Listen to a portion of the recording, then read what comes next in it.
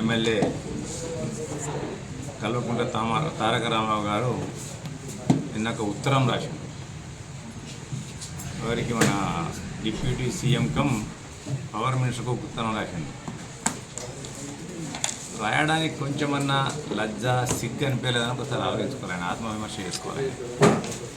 వీటన్నింటికి కారణం నేను కాదా అని రాసే ముందు ఒక్కసారి ఆలోచించుకోలేదని.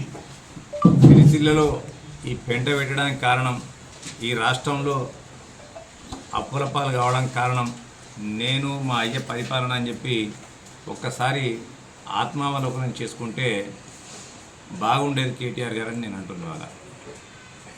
గత 9.5 సంవత్సరాల కాలంలో గుడ్డిగూడెం పనులు తోమిండి ఆయనే. సిరిసిల్లలో నేత కార్మికుల కొరకు ఆయన చేసింది ఏంది, ఉరగబెట్టింది ఏంది, ఒక్కసారి ఆయనే ఆత్మావలోకనం చేసుకోవాలి. ఇవాళ మేము చేసిన విధి విధానాల వల్ల సిరిసిల్లలో కార్మికులందరూ కూడా బంగారు ప్లేట్లలో తింటారు, వెండి పేస్ట్ పెట్టుకొని పన్ను తోముకుంటారు. ఎక్కడ చూసినా బంగారం, వెండి.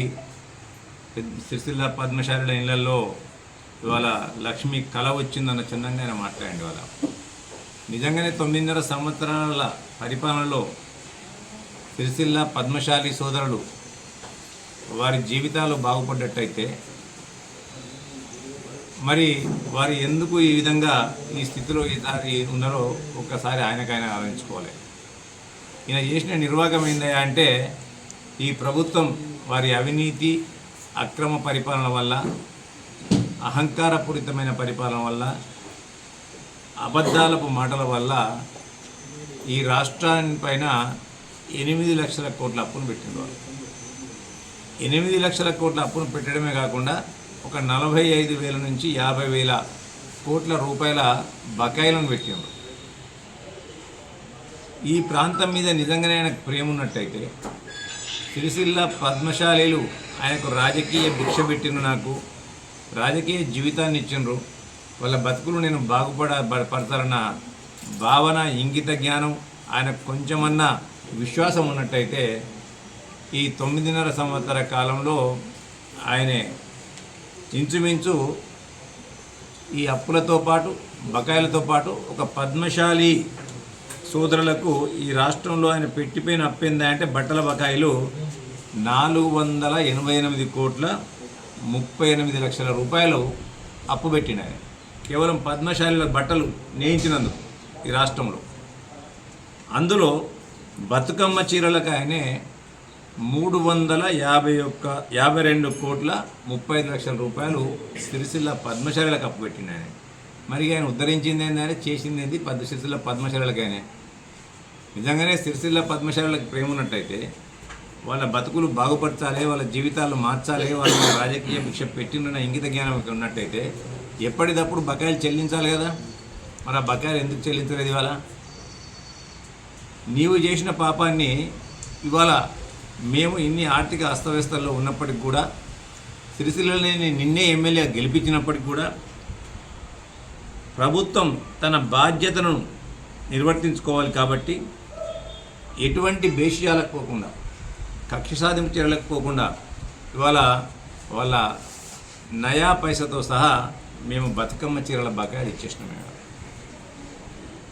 మేము 7, 12, 2023 సంవత్సరం నుంచి మేము అధికారంలోకి వచ్చిన తర్వాత కాంగ్రెస్ పార్టీ ఇచ్చిన పద్మశాలి సోదరులకు ఇచ్చిన బకాయి.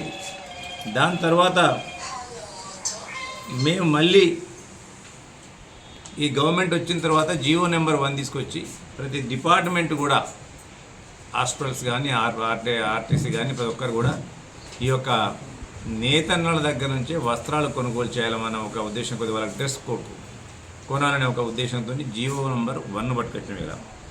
అంతేకాకుండా ఇన్పుట్ సబ్సిడీని తీసుకొచ్చి ఆ ఇన్పుట్ సబ్సిడీ ఇంచుమించు మేము దాంతోపాటు థ్రిఫ్ట్ కింద సెకండ్ ఫేజ్ కింద 12 కోట్ల రూపాయలు కూడా పే చేయడం జరిగింది. అలా వీటన్నింటితో పాటు ఈ ప్రాంతవాసులు కోరుకుంటుంది, ముఖ్యంగా చిన్న సన్నకారు ఆసాములు కోరుకున్నది ఏంటంటే, యార్ను డిపో ఈ ప్రాంతంలో ఉన్నట్టయితే, యార్ను అందుబాటులో ఉన్నట్టయితే మాకు యార్ను ఈజీగా దొరుకుతుంది, ప్రభుత్వం సబ్సిడీ పైన ఇస్తుంది కాబట్టి దాని ద్వారా మా బతుకులు బాగుపడతాయని చెప్పి ఎంతో చిరకాంచవచ్చగా ఉన్న వారి కోరికను 50 కోట్ల రూపాయలు వెచ్చించి వేములవాడ పట్టణంలో ఆ యార్ను డిపో కూడా ఏర్పాటు చేయడం జరిగింది. అలా దాంతో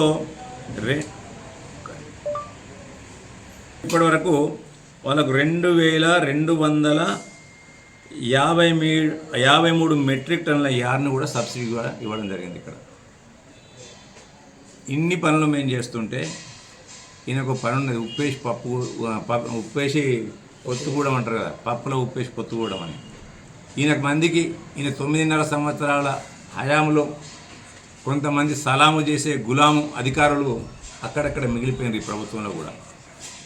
ఈ ప్రభుత్వం ఏదైతే కాంగ్రెస్ ప్రభుత్వం నేతల మీద వాళ్ళ యొక్క ఆర్థిక స్థితిగతులను బాగుపరచాలని చెప్పి ఏదైతే నీవు చేసిన బతుకమ్మ చీరలు నాణ్యతా లోపంతో ఉన్నాయి కాబట్టి వాటిని పక్కన పెట్టి ఇందిరా మహిళా శక్తి సంఘ సభ్యులకు, మా సోదరిమణులకు అందరికీ కూడా ఒక్కొక్కరికి 2 చీరలు ఇవ్వాలని చెప్పి నాణ్యమైన బట్టను ఇలా తయారు చేసే విధంగా మళ్ళీ సిరిసిల్ల పట్టణంలో 270 కోట్ల విలువ చేసే ఇలా చీరలను ఇక్కడ ఉత్పత్తి చేయడానికి మళ్ళీ వాళ్ళకు ఆర్డర్లు కూడా ఇచ్చి వాళ్ళ జీవన ప్రమాణాలను పెంచాలన్న ఉద్దేశం కొద్దీ చర్యలు చేపట్టింది.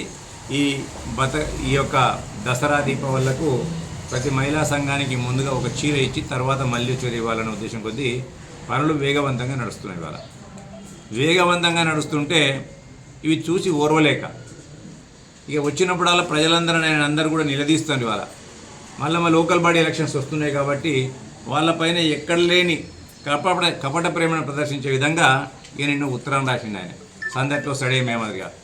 ఎందుకంటే ఇంతకుముందే చెప్పాను నేను, కొంతమంది సలాము చేసే గులాములు వాళ్ళు మాజీ అధికారులు కావచ్చు, కొంతమంది అధికారులు కాబట్టి అక్కడక్కడ ఉంటారు, తప్పకుండా కొంతమంది అధికారులు ఉంటారు. వాళ్ళు మేము చేస్తున్న ప్రయత్నాలు వాళ్ళు చెప్పుకుంటారు ఈయనకు. లేకుంటే ఎమ్మెల్యే కాబట్టి ఫోన్ చేస్తే ఏమైందంటే కూడా చెప్పే బాధ్యత కూడా వాళ్ళకు ఉంటుంది. ఎమ్మెల్యేకి చెప్పాల్సిన బాధ్యత ఉంటుంది, ఇన్ఫర్మేషన్ చేయాల్సిన బాధ్యత ఉంటుంది. వాటిని ఆసరాగా చేసుకొని ఉత్తరం రాసిండి, నేను చేస్తేనే వచ్చినాయి, ఇక ఇంత పొరుగు పని నేనే చేసిన వారికి. ఎందుకంటే మేము రేపు 26వ తారీఖు నాడు మా గౌరవ మంత్రివర్యులు పొన్నం ప్రభాకర్ గారి చేతుల మీదుగా మేము థ్రిఫ్ట్ పథకం కింద వాళ్ళకి రావాల్సిన డబ్బులు ఇవ్వడానికి మేము ఆల్రెడీ డిసైడ్ చేసుకుని డేట్ కూడా డిక్లేర్ చేసిన వేళ అవి అధికారులకు కూడా మేము పంపించడం జరిగింది. అది ముందు జాగ్రత్తగా అనుకో, ఇది నేను చెప్తేనే ఈ సిపాయి చెప్తేనే వచ్చినట్టు ఇక ఉత్తరం రాసి పెట్టింది. అందులో అనేక మందికి నేత కార్మికులకు బీమా ఇవ్వడానికి 5 లక్షల రూపాయల బీమా పథకాన్ని కూడా ప్రవేశపెట్టడం జరిగింది. వాళ్ళు దాన్ని కూడా చాలామంది వినియోగించుకున్నారు. ఇందులో ఇంచుమించు 6,000 పైచలకు మందులు ఈ నేతన్న బీమాలో జాయిన్ కావడం జరిగింది. వాళ్ళు ఇవన్నీ కూడా పథకాలు ఒక్కొక్కటి మేము చేస్తుంటే వారికి ఎక్కడ మా ఉనికిని కోల్పోతామో అన్న చెప్పి ఒక భయం పట్టుకున్నాం. ఎందుకంటే ఈయన మాదిరిగా మేము సన్నాసి పనులు ఇయ్యం, మేము గత ప్రభుత్వం మాదిరిగా మేము సన్నాసి పనులు ఇయ్యం. బతుకమ్మ చీరలు పైసలు ఇవ్వకుండా నాకు ఓట్లు ఎత్తేనే నేను పైసలు ఇస్తా, ఓట్ల కొరకు ఇంటింటికి తింపిన దుర్మార్గుడు ఎవరయ్యా అంటే, దుర్మార్గపు రాజకీయాలు చేసింది ఎవరయ్యా అంటే కేటీఆర్, బీఆర్ఎస్ పార్టీ ప్రాంతంలో.